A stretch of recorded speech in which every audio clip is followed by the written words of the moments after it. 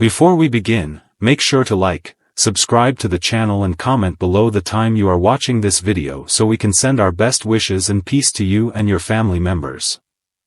Don't forget to comment and give us suggestions to improve better stories to serve everyone. Thank you. Story 1. Do you ever feel like the night knows you're afraid? That it's watching you? Waiting for the moment you slip, the second you let your guard down? That thought gripped me as I navigated the blizzard, the snow swallowing the road ahead, leaving only a narrow sliver illuminated by my flickering headlights. The wind howled like it was alive, clawing at my van, and the cold crept in through every crack. My fingers tightened on the wheel. "Just keep going," I muttered under my breath, though my gut twisted with a feeling I couldn't shake. And then I saw her. At first, it was just a shadow at the edge of my high beams, swaying like a branch caught in the wind. But as I got closer, the shadow became a figure. A woman. She was standing on the shoulder, waving her arms frantically, her silhouette barely visible against the swirling white.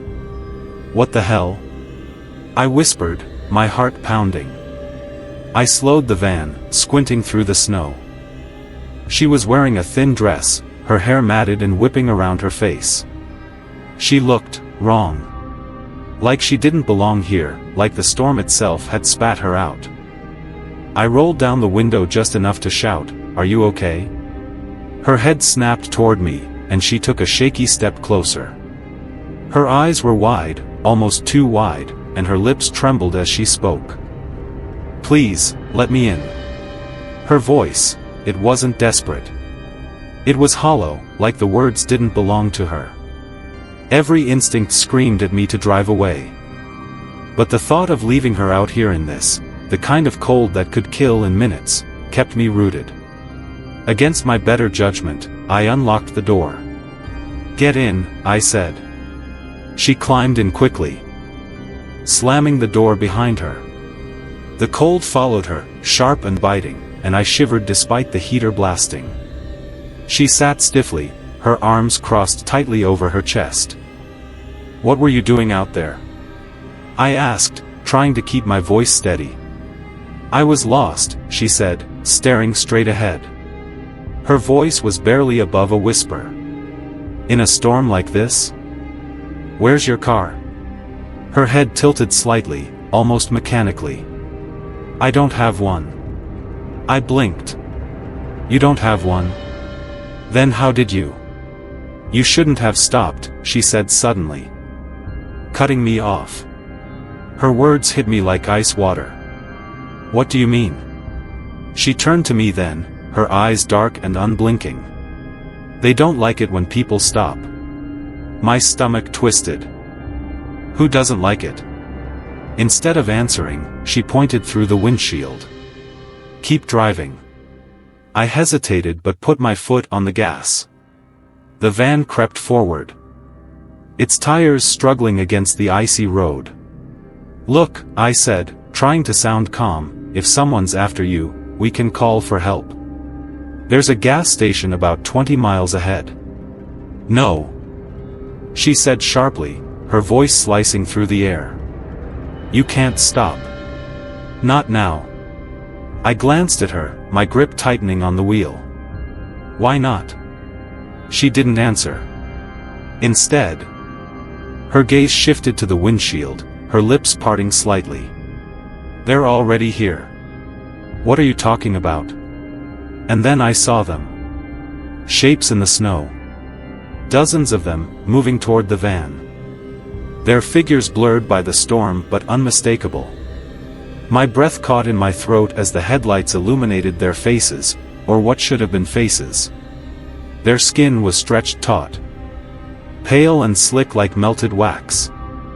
Their mouths hung open in silent screams, and their eyes, they were empty holes, black and bottomless. "What the hell are they?" I gasped, my voice shaking. "They're not alive," she whispered. Her tone was steady, too steady. "And they're not dead. They're hungry." The van shuddered as one of the figures slammed against the side. Drive faster, she said, her voice unnervingly calm. Faster? We're on ice. We'll crash. Better the crash than what they'll do to you, she said coldly. Another figure appeared in front of the van, its head lolling unnaturally as it stumbled closer. I swerved to avoid it, my heart hammering in my chest. They don't want me, she said softly. I whipped my head toward her. What? They want you. What the hell are you talking about? She turned to me, her lips curling into a faint, eerie smile. You brought it, didn't you? The box. My stomach dropped. How do you know about the box? Her smile widened. You shouldn't have touched it. My chest tightened as a cold realization washed over me. What's in the box? They are. Her words barely registered before the van jerked violently. The headlights flickered, and the engine sputtered. No, no, no! I shouted, slamming my foot on the gas, but the van wouldn't move. The figures were closing in now, their waxy hands pressing against the windows, leaving streaks of frost. The van groaned as something heavy landed on the roof. The sound of nails scraping against metal echoing inside. What do they want? I yelled, my voice cracking. She leaned closer, her cold breath brushing against my ear. To finish what you started. Before I could respond, the van went dark. The engine died, the heater cut out, and the cold consumed everything. I turned to the passenger seat, but she was gone. Where? A hand slammed against the driver's window. I jumped, my breath fogging the glass as I stared at the figure outside. Its hollow eyes locked onto mine, and for the first time, it spoke. You can't run. The voice wasn't human. It was layered, echoing, like 1,000 whispers in one. I fumbled for the door handle, but it wouldn't budge. You opened it, the voice said. The words slithering into my ears. I covered my head, trembling as the van rocked violently. The box slid off the seat, landing at my feet. And then everything stopped. The wind. The rocking. The voices. Slowly, I looked up. The figures were gone, the road empty, the storm silent. My heart pounded in my chest as I reached for the box, my hands trembling. The lid was open.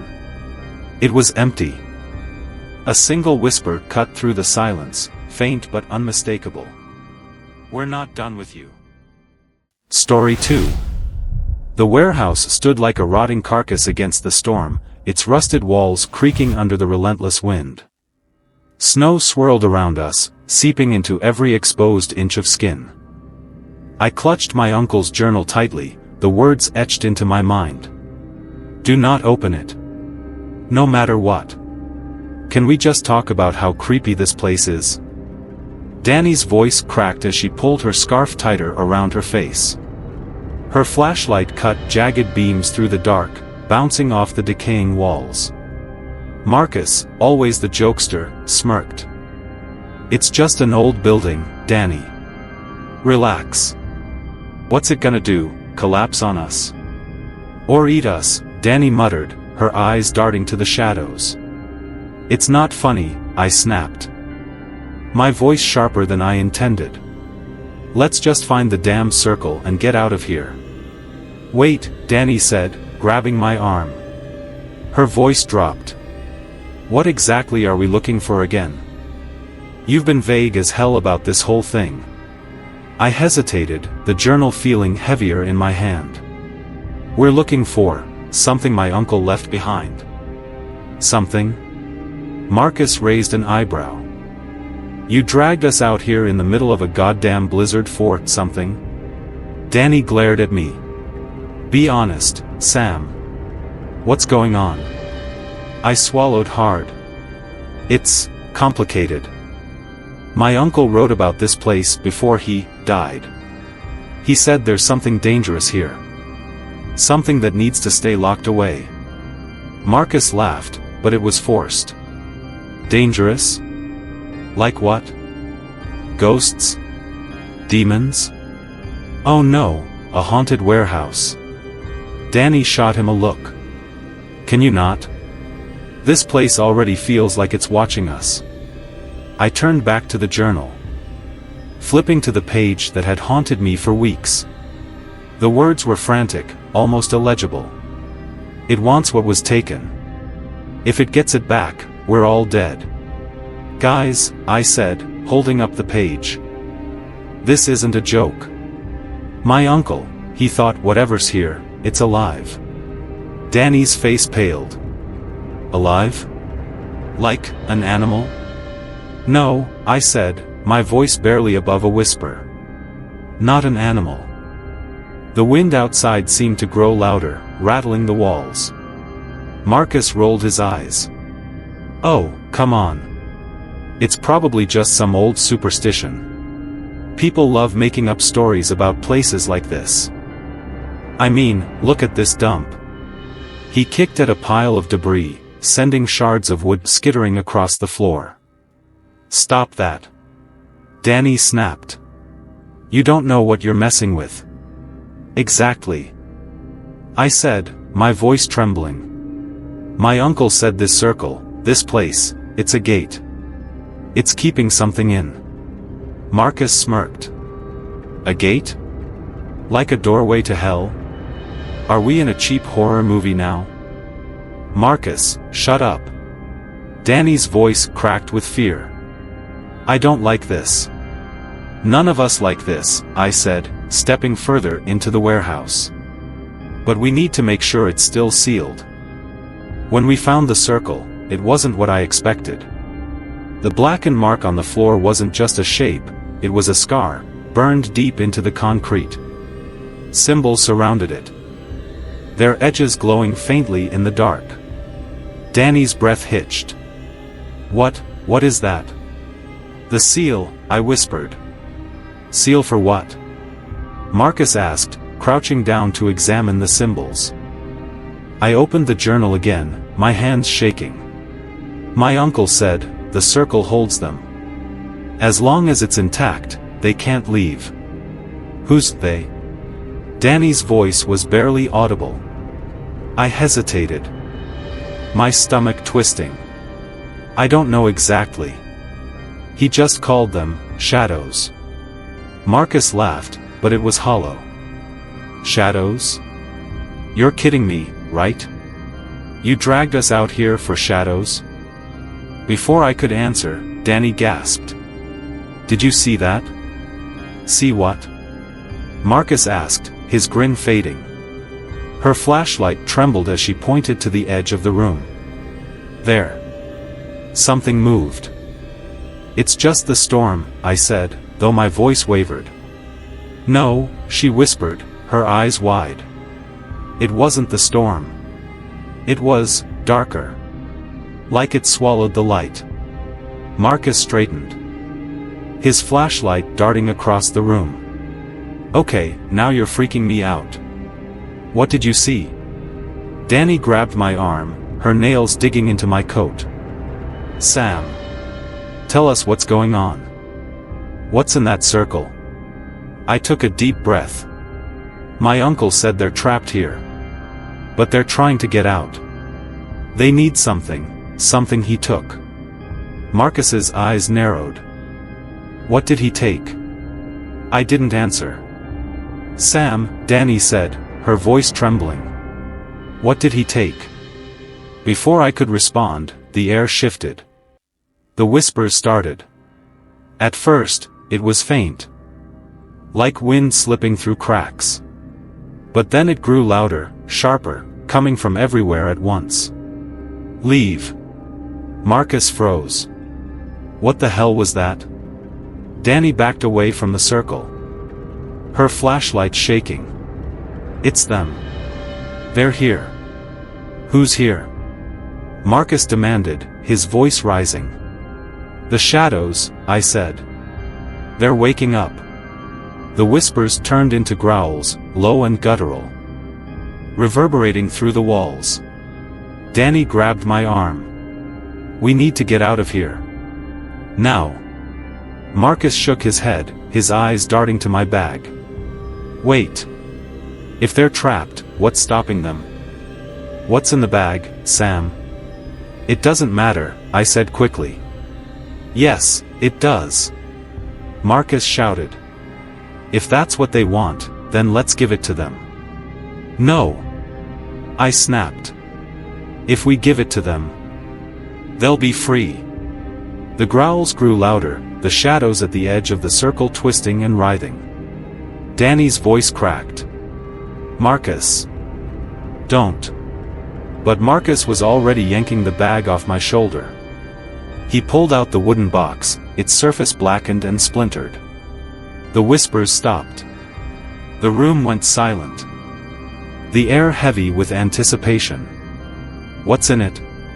Marcus asked, his voice trembling. Don't open it, I said, my voice breaking.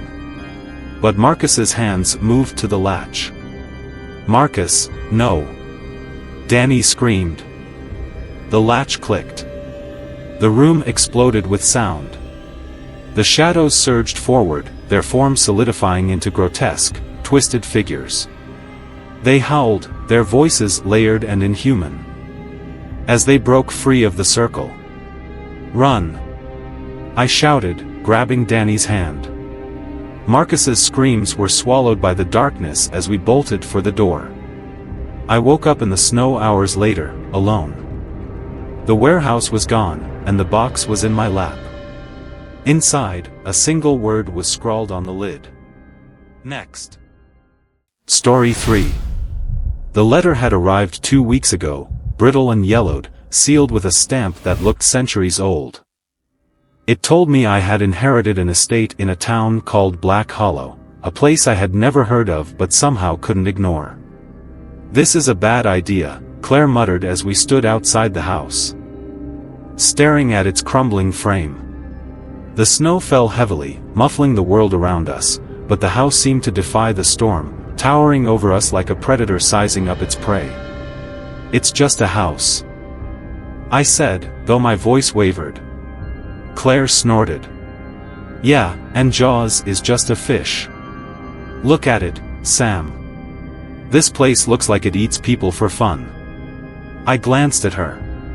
She was trying to joke.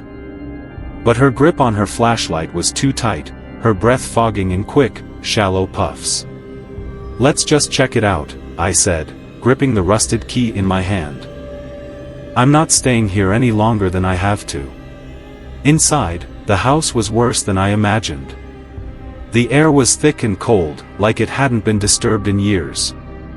Dust coated every surface. And cobwebs draped the corners like shrouds. The faint smell of mildew and iron hung in the air, and the walls seemed to close in the further we ventured. Why is it colder in here than outside? Claire whispered, her voice barely audible. It's an old house, I said, though the words felt hollow. No insulation. She gave me a look. No insulation doesn't explain this. It's like the walls are made of ice. As we moved through the halls, our footsteps echoed unnaturally, as if the house was repeating them back to us. This place feels wrong, Claire said suddenly, stopping in the middle of the hallway. I turned to her. It's just old. You're letting your imagination. No, she interrupted, her eyes darting to the shadows. I mean, it feels wrong. Like it's watching us. I hesitated, glancing around. The shadows did seem to shift slightly, crawling along the walls like they had a life of their own. Let's just check upstairs, I said, trying to keep my voice steady. Get it over with. The second floor was worse. The air was colder, heavier, and the silence pressed against my ears like a scream waiting to break free. We opened door after door, each room eerily untouched. The beds were still made, the closets full of clothes, and the faint smell of smoke lingered in the air. It's like they just left. Claire whispered, running her fingers over the dusty vanity in one of the bedrooms. Maybe they did, I said. Why? She asked, turning to me. Why would someone leave all this behind? I didn't have an answer. At the end of the hall, one door stood out. Unlike the others, this one was locked, and the key in my hand seemed to hum as I approached. Don't, Claire said quickly, grabbing my arm. I looked at her. It's just a door. It's never just a door, she hissed. Not in places like this. Ignoring her, I slid the key into the lock. It turned with an almost eager click, and the door creaked open. The room was empty, save for a small wooden chest in the center. Frost clung to its surface. And the air inside was so cold I could see my breath in thick, curling clouds. Oh, hell no, Claire said, backing away. That thing is cursed. Look at it. It's just a box, I said. Though my stomach churned. Boxes in creepy old houses are never just boxes, she shot back. I knelt beside it, running my fingers over the blackened wood. Strange symbols were etched into the surface, their edges glowing faintly in the dim light. Sam, Claire whispered, her voice shaking. We need to go. Now. Just give me a second, I said. Lifting the lid. Inside was a single photograph. What is it? Claire asked, peering over my shoulder. I held it up. The photo showed a family, a man, a woman, and a child, standing in front of this house. But their faces were wrong. Blurred, smeared, as if they were caught mid-scream. Claire's breath hitched. Put it back. What? Put it back. She repeated, her voice rising. Whatever this is, it's not normal. Put it back, close the lid, and let's get the hell out of here. Before I could respond, a thud echoed from the hallway. We both froze. What was that? Claire whispered. I shook my head. Probably just the house settling. She glared at me. Don't you dare say that. That's what people say right before they die. Another thud, louder this time. I turned toward the door, my flashlight trembling in my hand. The shadows outside the room seemed to thicken, pooling into shapes that writhed and twisted. Sam. Claire whispered, grabbing my arm. We're leaving. Right now. Before we could move, the door slammed shut with a deafening bang. Open it. Claire shouted, her voice cracking. I ran to the door. Yanking at the handle, but it wouldn't budge. It's locked, I said, panic creeping into my voice. Unlock it. I can't. It's stuck. The air in the room grew colder, and a low, guttural whisper filled the space. It's still here. Claire's eyes widened, tears streaming down her face. What's still here? The shadows moved again, coalescing into a figure in the corner of the room. It was tall and thin, its limbs impossibly long, its face a void of darkness that seemed to draw the light toward it. Sam, Claire whispered, her voice trembling. Please tell me you see that. I couldn't speak. My throat felt frozen. The figure tilted its head, its voice slithering through the air. You brought it back. Claire clutched my arm, her nails digging into my skin. What does it want? I looked down at the photograph in my hand. The family's faces were gone, replaced by mine and Claire's. I think. My voice broke. I think it wants us. The figure stepped closer, its movements jerky and unnatural. Do something. Claire screamed. I threw the photograph toward it. Take it. The figure paused, bending down to pick up the picture. As it did, the room plunged into darkness. When I woke up, I was lying in the snow outside the house. Claire was beside me. Shaking and pale, but alive. The house was gone. What happened? She whispered, her voice barely audible. I didn't answer. My eyes were fixed on the photograph in my hand. The family's faces were back, but Claire's and mine were there too, blurred, screaming. From somewhere deep in the forest, a whisper carried on the wind. "We'll be waiting." Story 4. Some places whisper your name before you even arrive, and the cabin at Frost Hollow screamed ours the moment we stepped inside. "It's fine," I said. But the words felt wrong as soon as they left my mouth. Mark raised an eyebrow. "Fine? Sam, this place looks like it's been hosting a murder mystery every weekend for the past decade. It's rustic." Lily offered, her voice unconvincing as she adjusted her scarf. Her eyes darted to the frost-covered windows, lingering just a second too long. Mark laughed, a little too loud. "Rustic is code for about to collapse. Don't tell me you actually paid for this." I sighed, dropping my bag onto the creaky wooden floor. "Can we not start? It's just a cabin. We'll be fine." Mark smirked. "You sound like the guy who dies first." "Shut up," I muttered, but his words settled like a stone in my chest. The first day passed uneventfully. Though the cabin never stopped feeling wrong. The storm rolled in that night, relentless and loud, turning the world outside into an endless white void. "This is cozy, right?" Lily said, trying to sound cheerful as she curled up by the fire. "Cozy?" Mark snorted. "We're one generator failure away from freezing to death." "It's fine," I said. Though the flickering lights didn't inspire confidence. But then, around midnight, Lily froze, her face pale. "Did you hear that?" she whispered. Mark rolled his eyes. "Here we go." "Shut up," she hissed, her voice trembling. "I'm serious. Listen." We all fell silent. At first, there was nothing but the howl of the wind. And then it came, a faint, deliberate knock. "Someone's at the door," Lily said, her voice barely audible. Mark laughed nervously. "Yeah, sure. In the middle of a blizzard. Maybe it's Santa." The knock came again, louder this time. Mark's smile faltered. "Okay, that's weird. We shouldn't open it," Lily said quickly. Mark raised an eyebrow. "Why not? What if someone's actually out there? What if it's not someone?"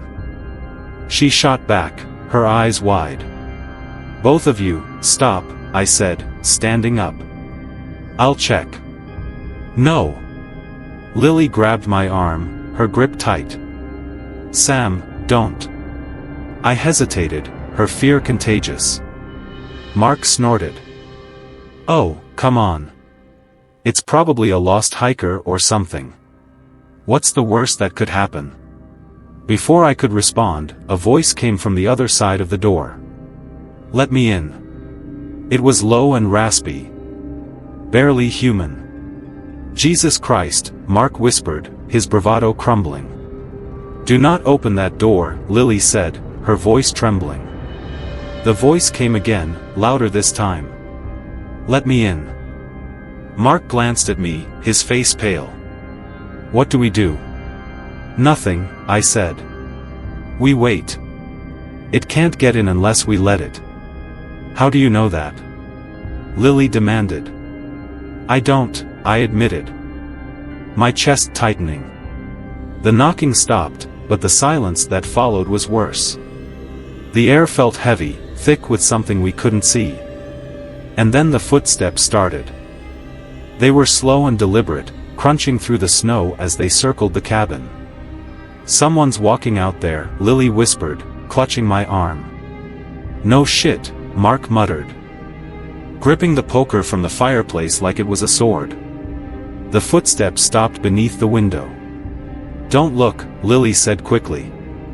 Mark ignored her, edging toward the glass. "Mark, don't." I hissed, but it was too late. He peeked out, then stumbled back, his face ashen. "What is it?" I asked. He shook his head, his hands trembling. I don't know. It's not a person." The voice came again, now at the window. "Let me in." The hours dragged on. The voice would come and go, always with the same words, always just beyond the thin walls of the cabin. "We can't stay here," Mark said, pacing the room. "We have to do something." "Like what?" I snapped. "Run out into the storm? It'll kill us faster than whatever's out there." "Then what?" he demanded, his voice rising. "Sit here and wait to die." "We're not going to die," Lily said, though her voice wavered. "You don't know that." Mark shouted. "Stop it!" I yelled. "Cutting them off. Fighting won't help." The voice interrupted, louder than before. "Let me in." Lily's breath hitched. "It sounds closer." Mark tightened his grip on the poker. "If it comes in, I'll kill it." "You can't kill what's already dead," Lily whispered. By dawn, the storm had eased, but the tension inside the cabin was suffocating. "We need to leave," Mark said, pacing the room. "And go where?" Lily asked. "There's a town about 10 miles back," he said. "Through the snow?" I shook my head. "We'd never make it." A sound stopped us cold, soft. Deliberate scratching at the back door.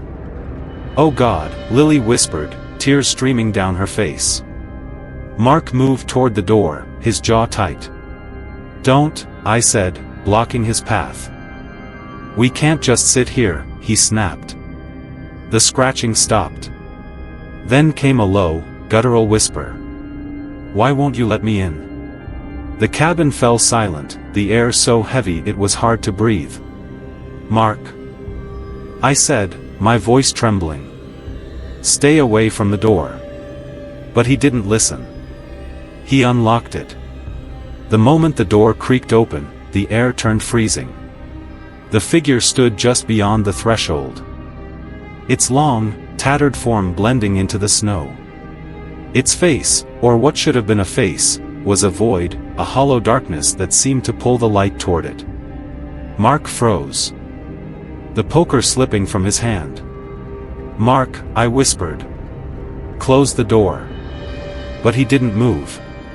The figure tilted its head, its voice slithering into the room. "You opened the door." Before I could react, the figure stepped inside.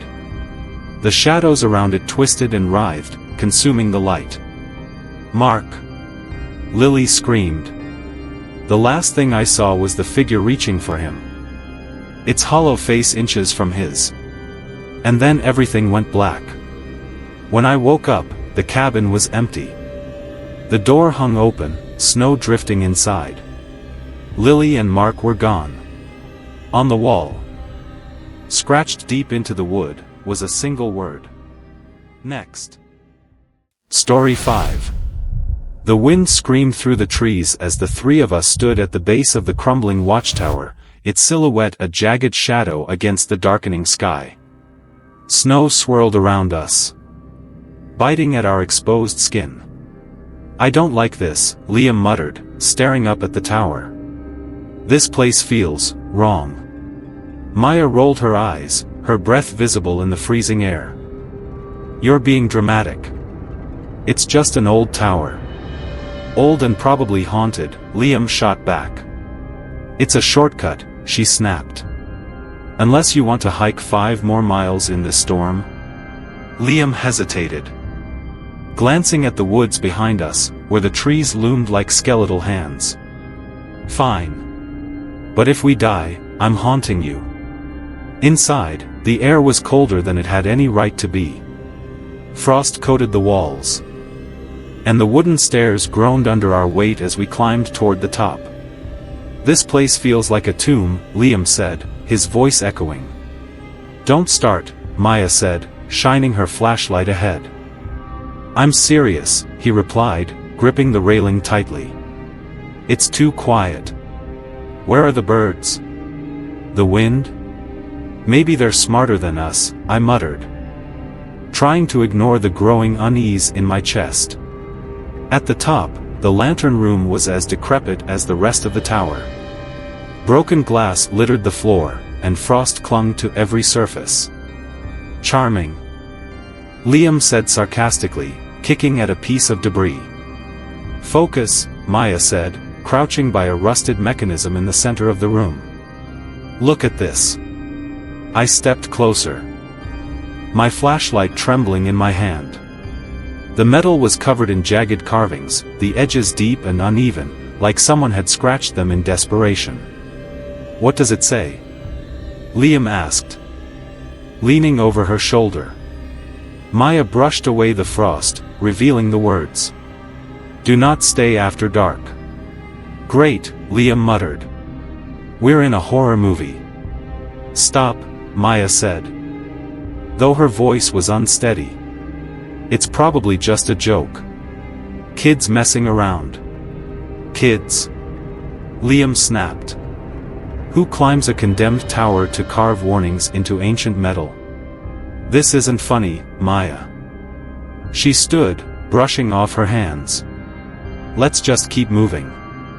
As the sun dipped below the horizon, the air inside the tower grew impossibly cold. The frost on the windows thickened, and the light from our lantern seemed to dim. We need to leave, I said, glancing at the darkening sky.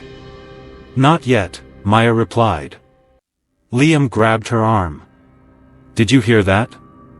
Hear what? She asked, pulling away. That. He pointed to the stairs. At first, there was nothing but the sound of the wind. Then it came again, a low, grinding noise, like metal scraping against stone. It's just the tower settling, Maya said quickly, though her eyes darted to the shadows. That doesn't sound like settling, Liam whispered. The sound grew louder, echoing through the room. What the hell is that? I asked, my voice trembling. Probably nothing, Maya said, but she was already backing away from the center of the room. Probably? Liam snapped. You don't probably nothing in a place like this. Then the shadows moved. At first, it was subtle, a ripple in the darkness, a flicker at the edges of our vision. Did you see that?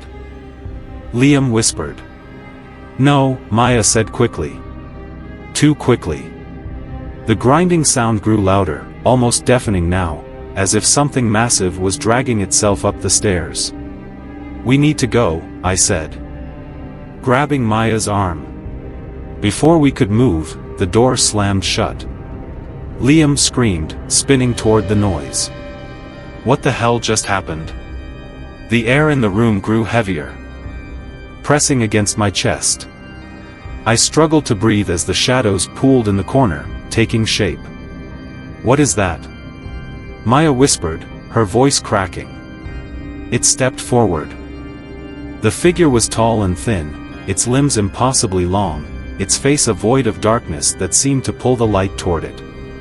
The grinding sound stopped, replaced by a low, guttural whisper. You shouldn't have come. Liam stumbled back, clutching the railing. What do you want?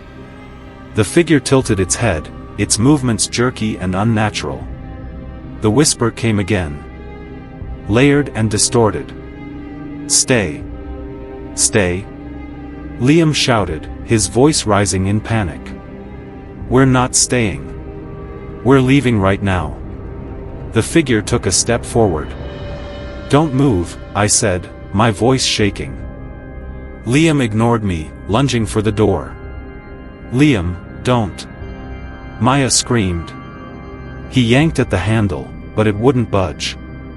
It's locked. The whisper grew louder, almost mocking. Stay. Maya grabbed my arm, her nails digging into my skin. What do we do?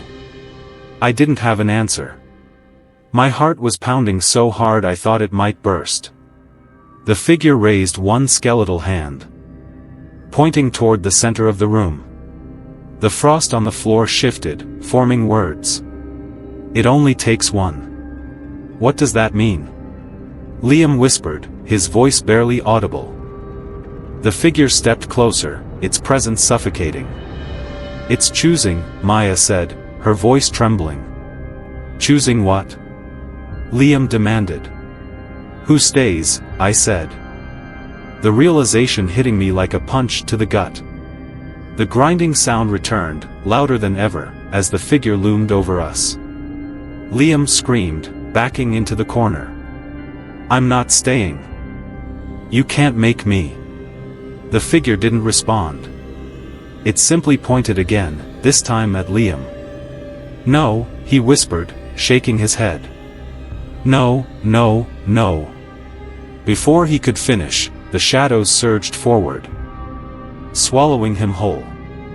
When the light returned, Liam was gone. Maya clung to me, her breath ragged. We have to go. Now. The door creaked open on its own, the cold wind beckoning us outside. We didn't stop running until we were miles away, the tower a distant silhouette against the snow-covered trees. Back in town, we told the sheriff everything, but no one believed us.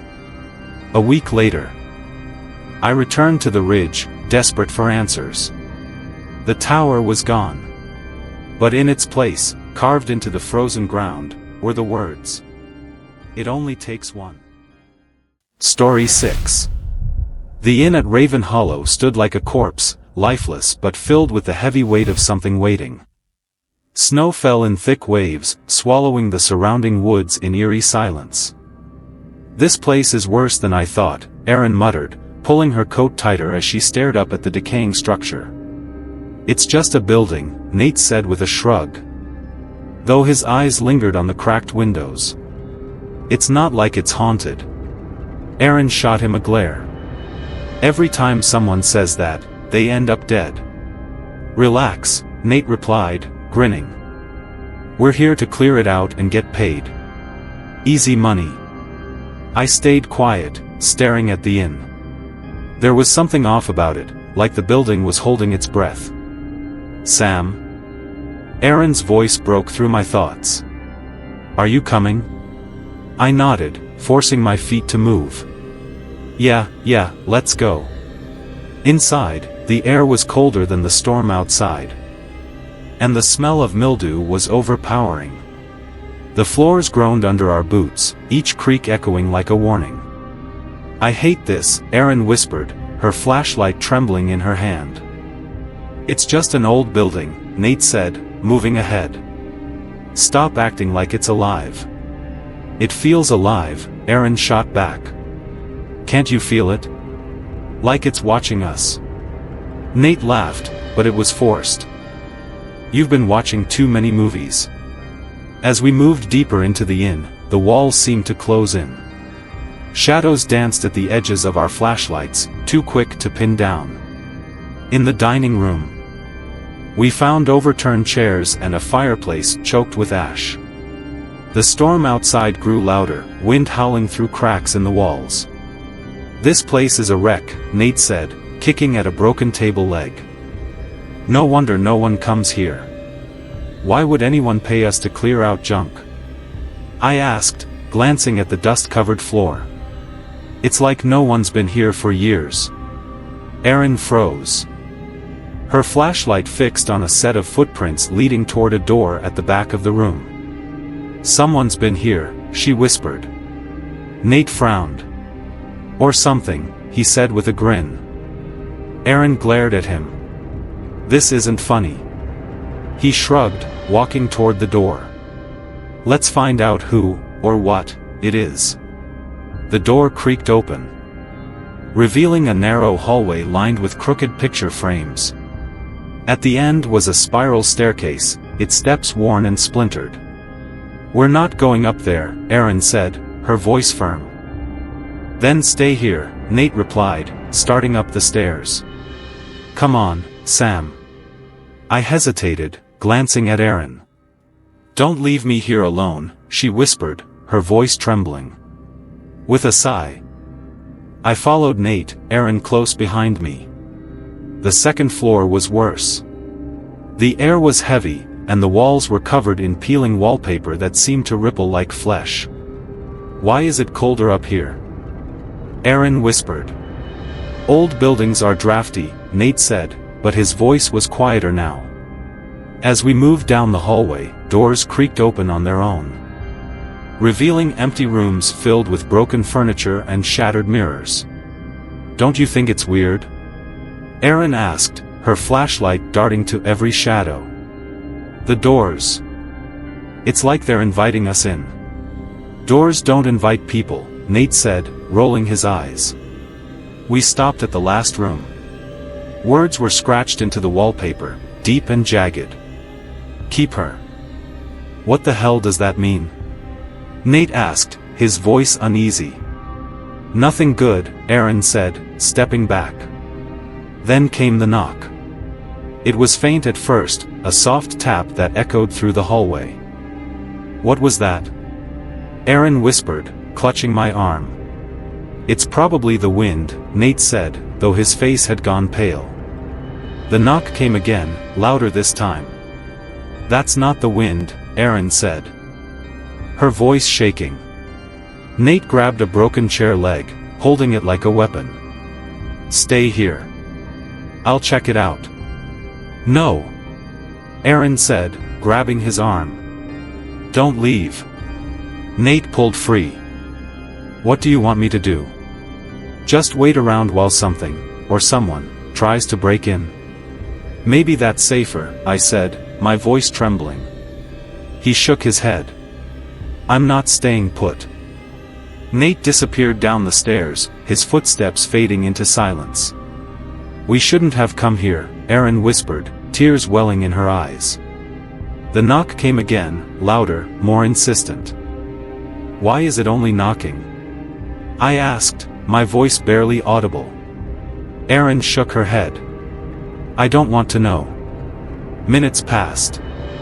Then, from the bottom of the stairs, Nate's voice rang out, "Guys. You need to see this." Aaron and I exchanged a glance before hurrying down. We found him standing by the front door, his flashlight pointed at the floor. "What is it?" I asked. Nate stepped back, revealing a set of footprints, bare, wet, and leading to the door from the center of the room. "They weren't here before," he whispered. Aaron gasped, grabbing my arm. "It's inside." The door rattled violently, the sound reverberating through the inn. "Open it!" Nate shouted, running to the door. "Don't!" Aaron screamed. Before I could stop him, Nate yanked the door open. There was nothing outside. The storm had stopped. The snow was untouched. And then the whisper came. "She stays." The door slammed shut, and the air turned freezing. Shadows pooled around us, forming a shape, a tall, thin figure with eyes like hollow voids. "Run!" I shouted, pulling Aaron toward the stairs. Nate stayed frozen, his eyes locked on the figure. What is that?" The figure tilted its head, its voice guttural and layered. "You brought her back." Nate screamed as the shadows consumed him, his voice cutting off abruptly. Aaron and I barricaded ourselves in one of the upstairs rooms, the door rattling as the figure's whispers grew louder. "Sam," Aaron whispered, tears streaming down her face. "I don't want to die here."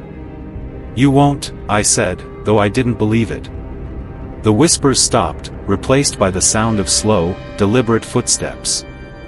Then, the figure spoke again, its voice echoing through the room. "One must stay." The door burst open, and everything went dark. When I woke up, I was lying in the snow outside the inn. Aaron and Nate were gone. The building was silent, its windows staring down at me like hollow eyes. On the door, carved deep into the wood, were the words, "Keep her." From inside, the knocking began again. Story 7. The fire tower on Ironclad Ridge was supposed to be a refuge, a place of solitude above the chaos of the world below. I had signed up for the job thinking it would be peaceful, just me, the forest, and the occasional smoke plume in the distance. But by the end of my first week, I realized I wasn't alone. "Do you hear that?" Laura asked, her voice barely audible over the wind. I paused, tilting my head. "Hear what?" She frowned, staring out the window of the fire tower. The storm outside was raging, snow whipping against the glass. It sounded like knocking. I laughed nervously, adjusting the lantern on the table. "It's the wind. This place creaks all the time." "No, it was different," she said, turning to me. Her eyes were wide. The kind of wide that makes you uneasy.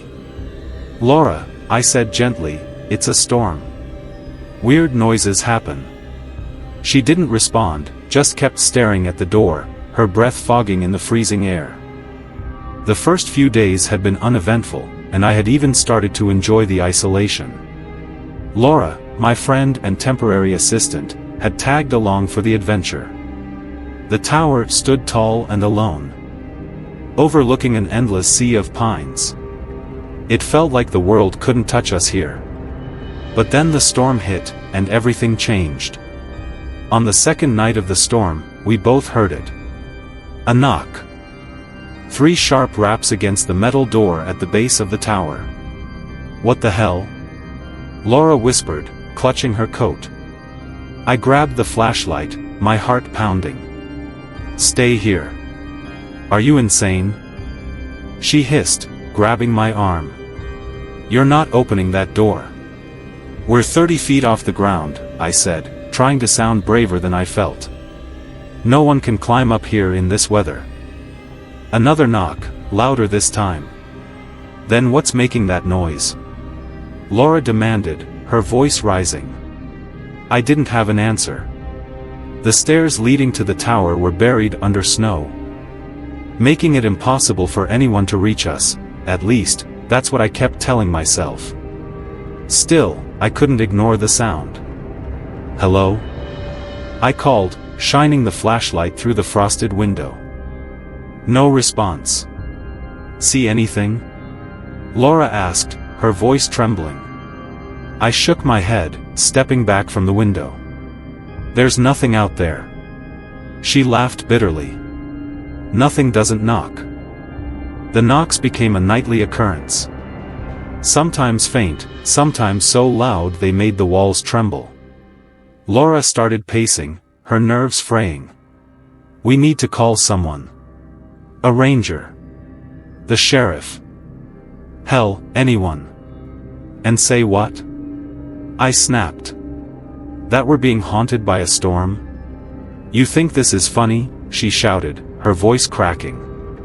"Something is out there, Sam." I looked away, unable to meet her eyes. The truth was, I didn't think it was funny. Not at all. By the 4th night, the knocks were joined by something worse. Voices. They were faint at first, barely audible over the wind. But as the hours passed, they grew louder, more insistent. "Let us in." Laura froze, her back to the door. "Did you hear that?" I nodded, my throat dry. "Let us in." The voices repeated, overlapping, twisting into something guttural and alien. "Don't open the door," Laura said, her voice barely a whisper. "I wasn't planning to," I replied, gripping the flashlight like a weapon. The voices stopped, leaving an oppressive silence in their wake. That night, I dreamed of the tower. In the dream, the snow was gone, replaced by ash. The trees were blackened skeletons, and the sky was choked with smoke. I was standing at the edge of the platform, staring down at the forest below. Something moved in the shadows. A figure. Tall. Thin, and wrong. It tilted its head, staring up at me with hollow eyes. I woke up gasping, the sound of knocking ringing in my ears. Laura was already awake, sitting by the window with her knees pulled to her chest. "They're getting closer," she whispered, I didn't ask who. The next day, I decided to check the stairs. I'm coming with you, Laura said, grabbing her coat. No, I said firmly. If something happens. Don't, she interrupted, her eyes hard. You're not leaving me alone. We descended the metal steps together. The wind howling around us. The snow was deep, but the footprints were unmistakable. Bare footprints. Those weren't here yesterday, Laura said, her voice trembling. I nodded, staring at the trail. The prints led up to the base of the tower, then disappeared into the woods. They're walking away, I said, though the words felt hollow. Or circling back, Laura muttered. That night, the knocks turned into pounding. Let us in, the voices demanded, louder now, filled with anger. They're going to break the door down, Laura said, backing away. They can't. I said, though I wasn't sure. Let us in, the voices repeated, their tone twisting into something mocking. What do they want? Laura whispered. I didn't answer. At midnight. The door rattled violently. Sam, Laura said, clutching my arm. It's inside. I turned, my blood turning to ice. The figure from my dream stood in the corner of the room. Its hollow eyes fixed on us. Get out, I shouted, my voice shaking. The figure tilted its head, its limbs jerking unnaturally as it stepped closer. Laura screamed, backing into the wall. What do you want? Its voice was a low growl, layered and distorted. You. I grabbed Laura's hand, dragging her toward the ladder leading to the platform outside. What are you doing? She screamed. It's the only way. I shouted. We climbed onto the platform, the wind nearly knocking us off balance. Below, the forest was alive with movement, shadows darting between the trees. Their hollow eyes glowing in the dark. They're everywhere, Laura whispered, tears streaming down her face. The figure emerged from the doorway, stepping onto the platform. Jump! I shouted. When I hit the snow, the air was knocked from my lungs. I turned to see Laura standing at the edge of the platform, the figure reaching for her. Laura, jump! I screamed. But she didn't move. The last thing I saw was her silhouette disappearing into the shadows. I woke up at the base of the tower, alone. The storm had passed, leaving the world eerily quiet. The tower stood above me. Empty and still. On the metal door, scratched deep into the surface, were the words. She stays. From somewhere inside, the knocking began again. Story 8. Some places seem to exist out of time, untouched by the world around them. That's what the man at the gas station said about Blackwood Lodge. He said it like a warning. But we were too excited, or too stubborn, to listen. It's perfect, Lily said as she leaned forward, her eyes glued to the GPS. Look at these pictures. A cozy little cabin in the middle of nowhere. Total winter wonderland vibes. Yeah, Nate said from the driver's seat, smirking. If winter wonderland means a death trap in the woods. Relax, Lily shot back. You're just scared of the idea of no Wi-Fi. I sat quietly in the back seat, staring out the window as snowflakes began to fall. The road stretched endlessly ahead, lined with towering pines that seemed to close in the further we drove. Sam? Lily's voice broke my thoughts. What do you think? I shrugged, trying to hide the unease creeping up my spine. It's remote. That's the point, she said with a grin. No stress, no distractions. Just us and nature. And whatever's lurking in those trees, Nate muttered. We arrived just as the sun was setting. The lodge stood at the edge of a frozen lake, its dark wooden beams blending into the forest. Snow blanketed the ground. muffling our footsteps as we unloaded the car.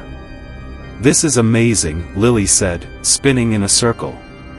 "It's like something out of a postcard." "Or a crime scene," Nate said under his breath. The inside was warm and inviting, with a crackling fireplace and rustic furniture that looked older than the three of us combined. But there was something off about it, something I couldn't quite put my finger on. "Okay, you're not seriously creeped out, are you?" Lily asked, noticing my hesitation. "No," I lied. "Good," she said, dropping her bag onto the couch. "Because we're staying." The first night was uneventful, but the storm hit hard the next morning. "How bad is it?" Lily asked, staring out the frost-covered window. "Bad," Nate replied, holding up his phone. "No signal, and the car's buried. We're stuck here." "Perfect," Lily said, wrapping herself in a blanket. "More time to relax." Nate and I exchanged a look, but we didn't argue. By the second night, the lodge started to change.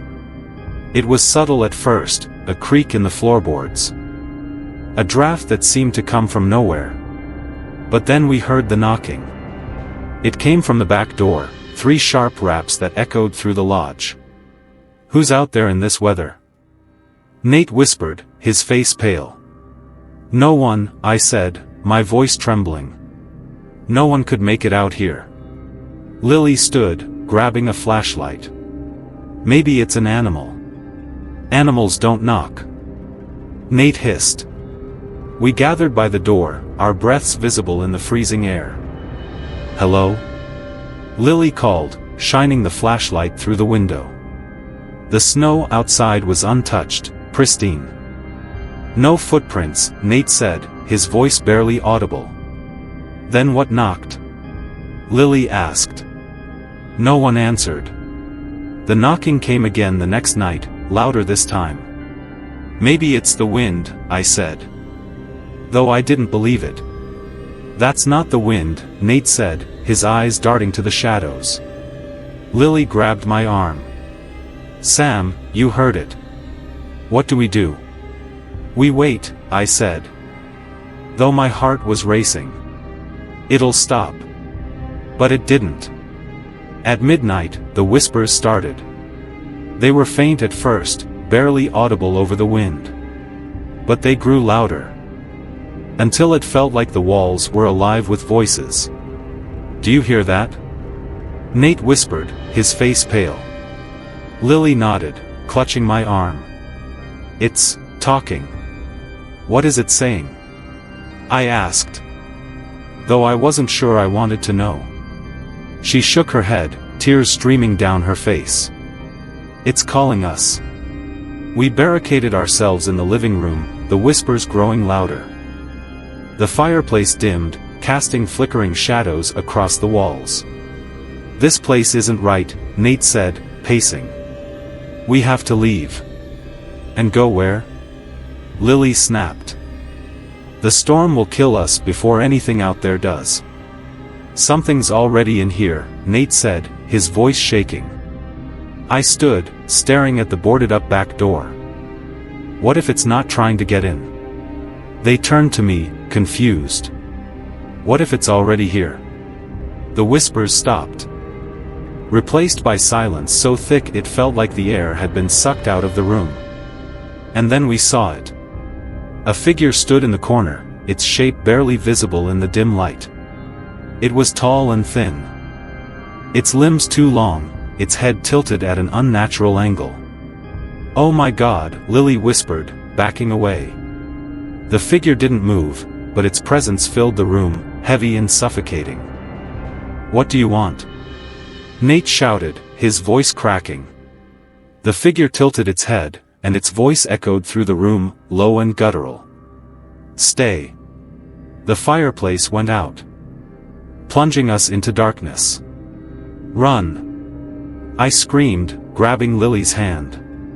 We bolted for the stairs, the shadows around us twisting and writhing. Nate followed, his breath ragged. "It's coming!" he shouted.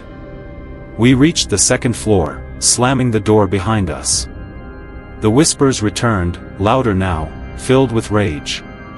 "Sam," Lily whispered, her voice trembling. "What do we do?" I didn't have an answer. The door burst open, and the figure stepped inside. Its hollow eyes locked onto me as it spoke. "One stays." "No," Lily whispered, shaking her head. "No, no. No." The shadows surged forward, swallowing her scream. When I woke up, I was lying in the snow outside the lodge. Lily and Nate were gone. The lodge stood silent, its windows dark and empty. On the front door, scratched deep into the wood, were the words, "One stays." From inside, the knocking began again.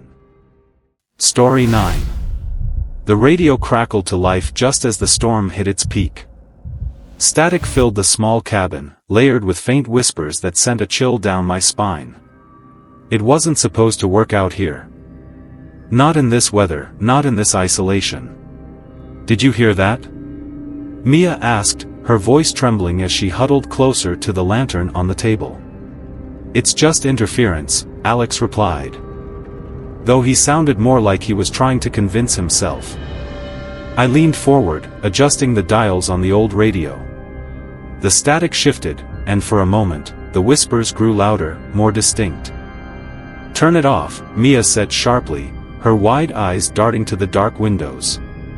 "I want to hear what it's saying," I replied, my voice steady despite the growing knot of fear in my chest. "Why?" she demanded. "It's not normal." Alex crossed his arms, leaning back in his chair. "Maybe it's a weather update. We're stuck out here, and I'd like to know if this storm is getting worse."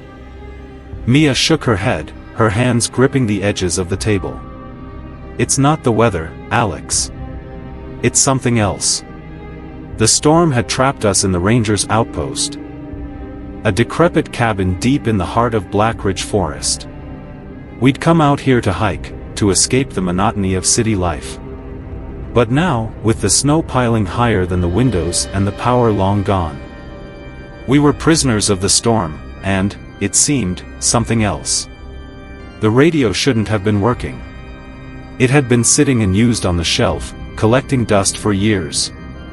Yet, as the snow fell harder and the wind howled louder, it had sprung to life, its static filled with a voice that didn't sound entirely human. "It's just a glitch," Alex said again, standing and pacing the room. "Old tech does weird things." Mia shot him a glare. "Glitches don't whisper your name." My stomach tightened. She was right. A few minutes earlier, I had heard it too, my name, faint but unmistakable, buried in the static. "Maybe we should leave it alone," I said, finally turning the knob to shut the radio off. The silence that followed was oppressive, the kind that made you hyper-aware of every creak, every gust of wind. Mia exhaled shakily, her breath visible in the freezing air. "What if it comes back?" "It's a radio, not a ghost," Alex muttered, though his hands were trembling as he ran them through his hair. "Then why do you look so scared?" Mia shot back. He didn't answer. The knocking started around midnight. 3 sharp, deliberate raps on the cabin door. Mia gasped, clutching my arm. "Someone's out there." "No one could be out there," Alex said, grabbing the flashlight. "Not in this storm." "Then what made that noise?" I whispered, my heart pounding. Alex moved toward the door, his steps hesitant. "Hello?" he called, shining the flashlight through the frosted glass. There was no answer, only the howling wind. "See?" he said, turning back to us. "It's nothing." The knocking came again, louder this time. "Don't open it," Mia begged, her voice trembling. "We can't just ignore it," Alex said, gripping the doorknob. "Alex, please," I said, my voice barely audible. But he didn't listen. As the door creaked open, a blast of icy wind filled the cabin, extinguishing the lantern. In the pale light of the flashlight, we saw nothing but snow and shadows. "No footprints," Alex muttered, stepping back inside. "Close it," Mia cried, pulling the door shut and bolting it. For a moment, none of us spoke, the only sound our ragged breathing. The radio crackled back to life. The static was louder now, interspersed with words we couldn't quite make out. "It's angry," Mia whispered, her face pale. Alex frowned. "Angry? It's a radio, Mia. It's not just a radio," she snapped, standing. "It's something else. Something that doesn't want us here." The lights on the radio flickered, and the voice grew clearer. "Get out." Panic set in. Alex grabbed his jacket. "We need to leave. Now." "You're insane," I said. "The storm will kill us. And staying here won't," he shot back, his eyes wild. Mia shook her head. "If we leave, we're playing right into its hands. It wants us out there." "It?" Alex repeated, his voice rising. "Do you hear yourself? There's no it. It's just." The knocking returned. This time at the window. We all froze, staring at the frost-covered glass. A shadow moved on the other side, too tall, too thin to be human. "What the hell is that?" Alex whispered, backing away. Mia grabbed my hand, her nails digging into my skin. "Don't look at it," she said, her voice trembling. "What do you mean?" I asked, my throat dry. "Just don't," she cried, pulling me toward the center of the room. The figure at the window didn't move, but the radio spoke again, its voice low and guttural. "Choose." "Choose what?"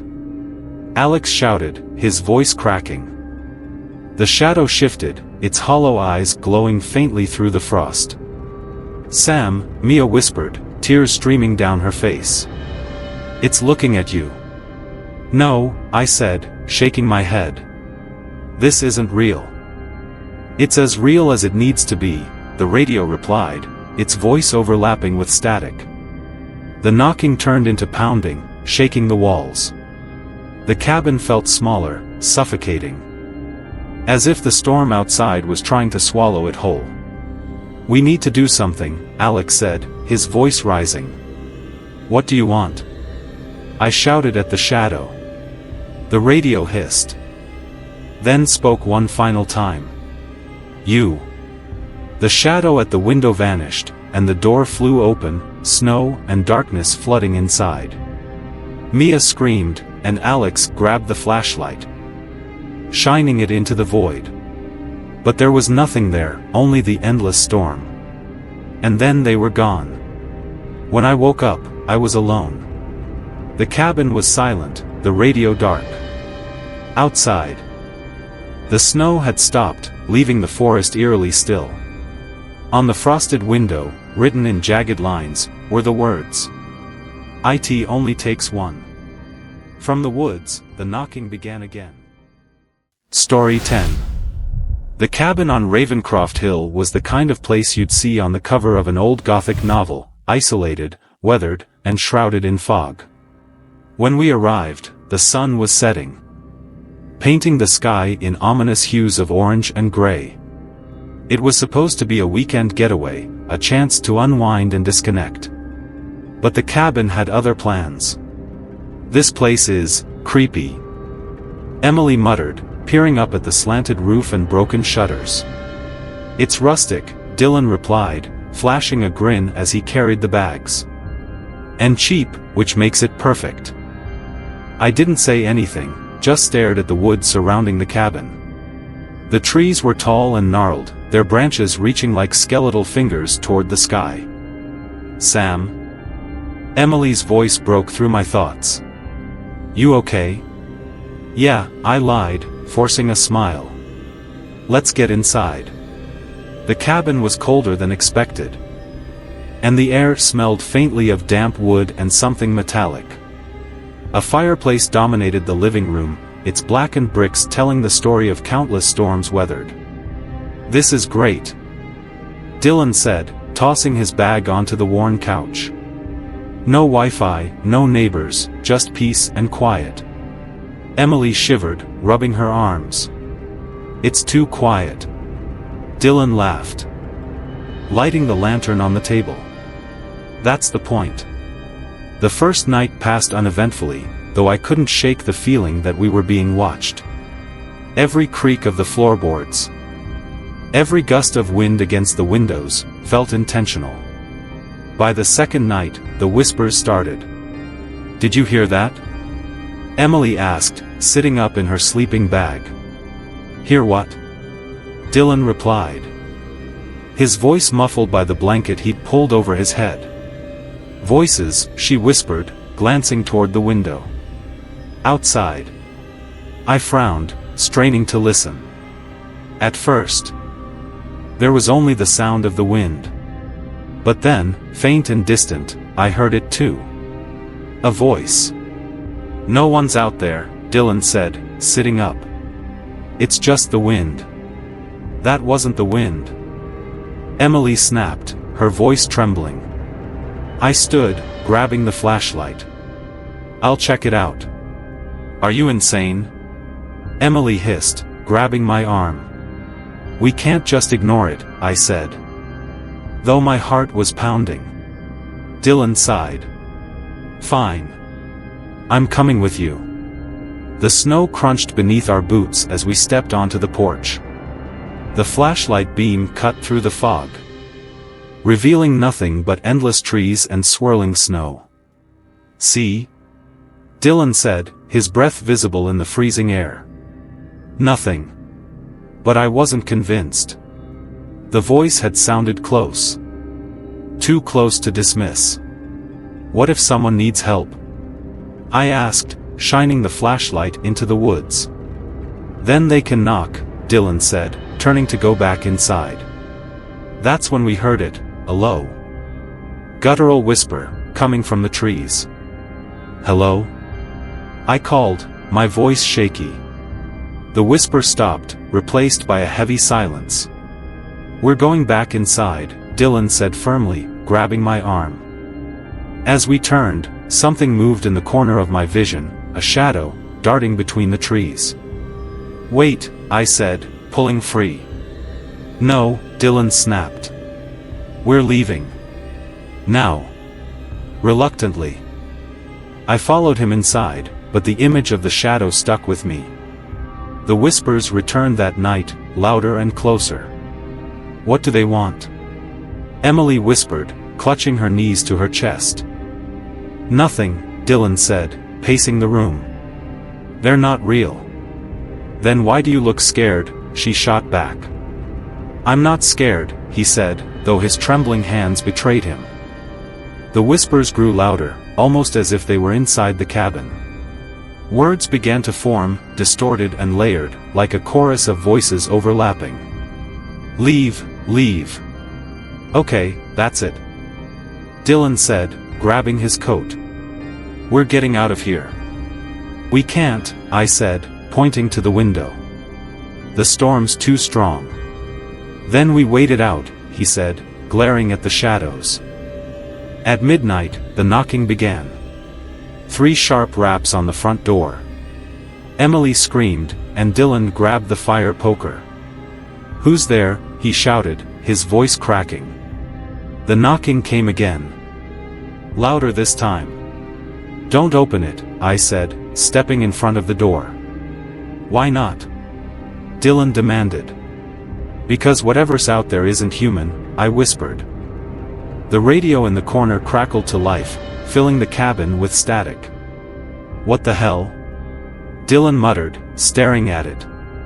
The static shifted, and a voice emerged, low, guttural, and unmistakably angry. "You shouldn't have come." Emily burst into tears, clutching my arm. "What does it want?" "I don't know," I said, my own fear rising. Dylan grabbed the radio, yanking the power cord. The static stopped, but the air in the cabin felt heavier, almost suffocating. The door rattled violently, as if something was trying to force its way inside. "Do something!" Emily screamed. "I'm trying!" Dylan shouted, shoving furniture against the door. The whispers grew louder, echoing through the cabin. "One stays." "What does that mean?" Emily asked, her voice shaking. None of us had an answer. The windows shattered, letting in a blast of icy wind. The lantern flickered and went out, plunging the cabin into darkness. "Stay together," I shouted, grabbing Emily's hand. But then the whispers turned to screams, high-pitched, inhuman wails that filled the room. And then, silence. When I opened my eyes, I was lying in the snow outside the cabin. Emily and Dylan were gone. The cabin stood empty, its windows dark and unbroken. On the door, scratched into the wood, were the words, "One stays." From inside, the knocking began again.